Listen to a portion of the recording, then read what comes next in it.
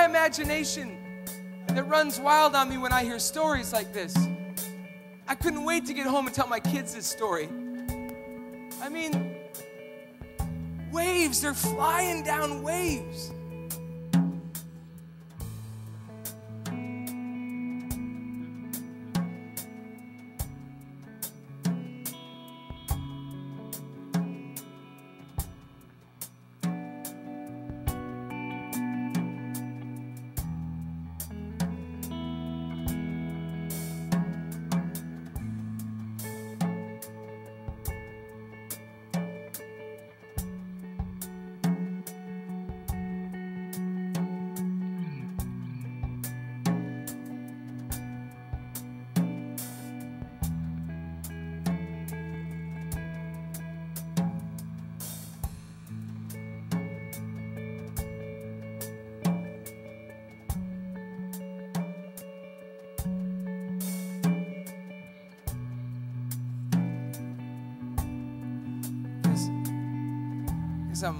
I'm long-winded, eh? Gosh. So I'm almost done. So the waves are like screaming. He's in there. They tie these things to his arms, and he says, you gotta go down and undo the rudder. And I've got these ropes tied to your legs so I can get you back on the ship. He's 21 years old. He's like, you gotta be kidding me. He dives under, flashlight, tools, goggles, and he said to us, in the minute he jumped under that water, he just felt this incredible peace, mostly because the screams were gone. They were just gone. And all the terror, he said, it was just gone, just under the water. And he remembers, other than the fact that he couldn't breathe, you know what I mean? He was like, this feels so good under here. And he looks up at the rudder because he knows there's no way I can get this rudder off the ship. And there's a good chance I might get killed trying because the boat's flying down, you know what I mean? And he looks up and the rudder's already coming off. And it's just got one last bolt that's loose. And he just loosens that rudder, and the rudder falls into the sea. And he tugs on the rope. He gets back on the boat. The old man says, that was fast. I got the rudder off. So now they're just out on the sea. They're not going to be able to sail. They're not going to be able to, steer nothing. They're just out on the sea, but they make it through the storm. And 3 times they try to get to land, but they can't. And they realize, we're running out of food. We're going to die. And they know it. We don't have any food left. We've eaten all the dried spaghetti and all these different things. We're going to die. And so his heart starts burning because he realizes, and when he tells this story, it's way better than I could ever tell it. It's like, you just don't know how it feels unless this has happened to you. I left home. I got on that boat, and I assumed that I would live. And I never wrote my mother to tell her where I was going, or my dad. And all that burned in his heart was, my mom and dad, my poor mom and dad are going to think I left for the United States and I never came home. My mom is going to die, and she's going to think I don't care about her. That's what he's feeling.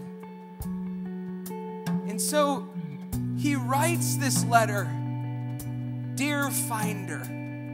Dear Finder. And he writes this letter, and he tried to put joking in it, you know. Could you please send this to my mother? And he tells the storms that they went through and the things that happened and how they ate all their spaghetti and how everything was gone and how they really felt like this is it. They're going to die. But he wanted at the same time for it to be joking enough for her mom to know that he died having fun. And so he writes this kind of comical letter about how they're going to die, but they lost. They went into this storm, and kind of comically writes his way through so his mom would have a happy ending of his life. And he puts her address on it, and he sticks it in a bottle, and he puts a cork on the bottle, and he throws it out in the middle of the sea, just hoping that it would find somebody and they'd send it to his mother. Well, eventually, they caught wind, and they made it to shore. Before that, though, the miracles are, he's telling us, he's like, and then all of a sudden, after I sent out that bottle, all of a sudden, like, swordfish would leap onto our boat and get caught in the net. And we would cook it and eat it.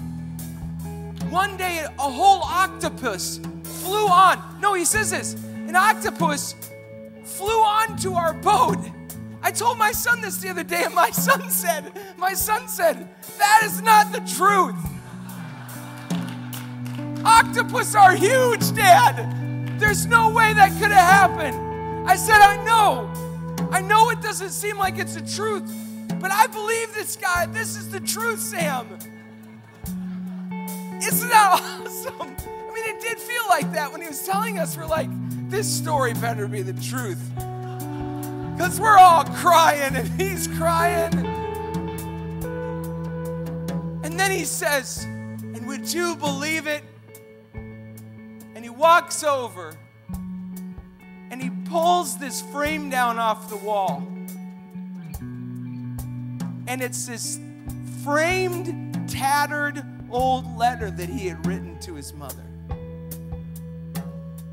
And I got to read it. It's all broken up. You can't even hardly see all the words, but you can see enough to know, dear Finder, if you find this letter, could you please send it to my mother? I haven't finished this song, but that's the last verse is going to be. Dear Finder of letters, you know, I'm out here dying on the ocean.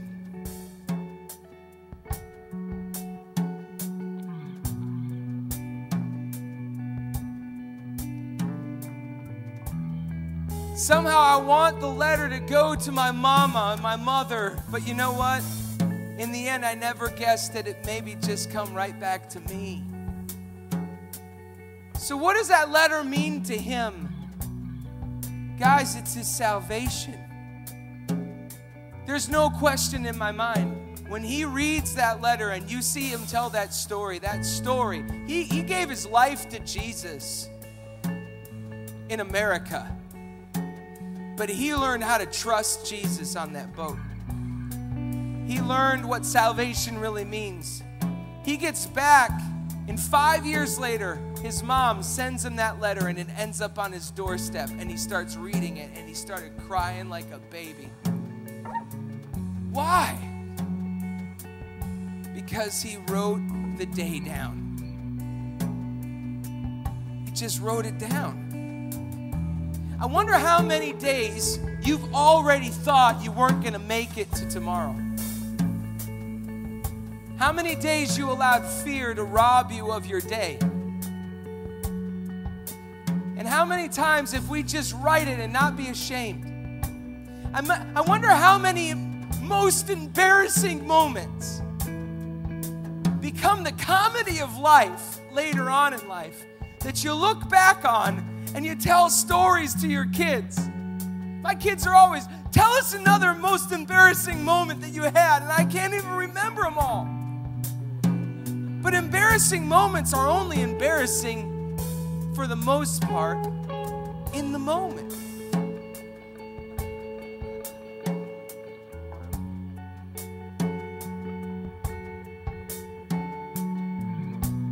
What about shame?